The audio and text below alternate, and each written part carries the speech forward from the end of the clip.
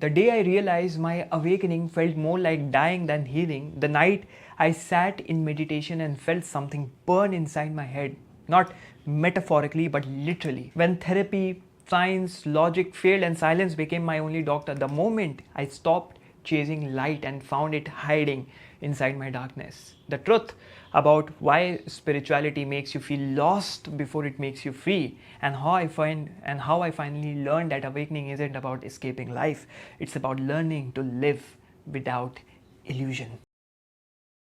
So I was in this internet era of mine. Everyone goes through this internet era, searching for answers. And I entered into this rabbit hole of spirituality. The idea of awakening, escaping pain, escaping your misery, escaping your humanistic tendencies, escaping your hedonism per se. I started meditation, and my early meditation sessions were a struggle. 5 minutes felt like light years. Later, 30 minutes felt shorter. As I progressed 1 year down my 1 to 2 years down my meditation journey, 30 minutes felt like 1 or 2 minutes. Time started dissolving. Suddenly, I hit a wall. Meditation became painful. There were energy surges up my spine till my pineal gland. You can call it all sort of universal divine phenomena happening with me, but it was painful. It was a simple, not if you do not want to fancy it with energy surges, you can call it as a back pain which run through my whole spine till my head. When my head felt like exploding, I just felt like hitting my head with something like this, something strong. Oh, I actually hit myself. Something strong like this, and let that snake or that insect inside my head which is bugging me, just let it out. I was confused, very confused. I started to think it's depression, and I actually went to therapists. I went through medication sessions. My medications started doubling every couple of months, and I was feeling trapped, and spirituality felt like a trap for me. This darkness which I wanted to escape, this darkness resurfaced again. I went into internet rabbit holes, Reddit, YouTube, and I started thinking my case was pretty unique. I became very hopeless.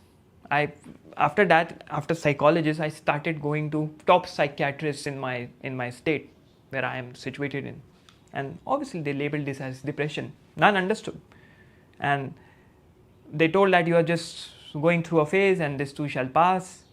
But my inner knowing said this was transformation. I knew somewhere or the other this might be a transformation, and I need to push through this. I'd like to quote the great philosopher Friedrich Nietzsche here, which is, one must still have chaos in oneself to give birth to a dancing star, which basically means pain is purification. Very few understand how beautifully you can dance. You're a dancing star. Your ego starts dissolving. I paused meditation, 1 week off, and I called off the silence. Realized that there should be a balance and not escape, because I was trying to force myself into meditation, and meditation does not ask you to force yourself into it. If you're not feeling like it, just skip your day or just skip a week. Do not push yourself into this. And what I realized was we're still human and we need balance. Even in the Bhagavad Gita, it is told that yoga is equal to excellence in action, awareness in daily life. So you need to have that sense of awareness of what you are going through and when you need to give a pause. But I'd give you a warning. There is this spiritual ego that starts creeping in when it's left unchecked. So you start forgetting who you truly are. There is this superiority illusion that starts building around you. It's kind of a new subtle cage. You think you have broken out of this matrix, this one cage, but you transition into this other cage of spiritual ego. So you need to find a balance, rebuild this balance. You need to work. If you are a business person, you are an entrepreneur, you are a coach, you are a teacher, you are a musician, you are an athlete, whoever the hell you are, you need to work plus meditate. You need to have a sense of detachment plus connection. And when I realized this, my darkness, this dark night of the soul, this so-called eerie, weird, scary, never-ending, endless tunnel, the dark night of the soul, that started fading away. You're not some Himalayan monk. Even I've met some Himalayan monks, and who are not too deep into these spiritual realms. They also work here and there. They also perform daily chores because you have to perform duty in this world. There has to be stillness within chaos. That is where real mastery lies in. Even Shaolin monks used to do the same. They used to be spiritual, but used to stay attached to daily chores that they used to do. That is real mastery. And that is where I had a realization that true spirituality equals balance, not escape, not enlightenment, but harmony with life. Let's be honest, spirituality can actually mess you up when you go in alone. You start thinking you are healing, but you are just drowning quietly. If you are a high achiever, if you feel like you have lost everything, or you are on the verge of losing everything, your relationships, your businesses, your families, what you've worked so hard for, it's quietly fading away in silence.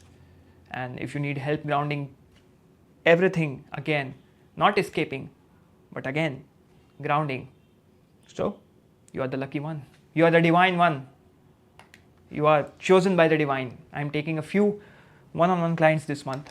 You can go and apply through the link down below, and let's rebuild your life piece by piece, big by big, together.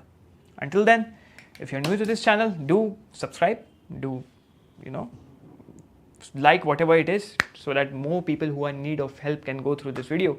And for you, I have something special. You can go and check this video out. If you're still confused on how to proceed, what's happening with me, you can check my video on Dark Night of the Soul. You can go and click that. Go on, click this.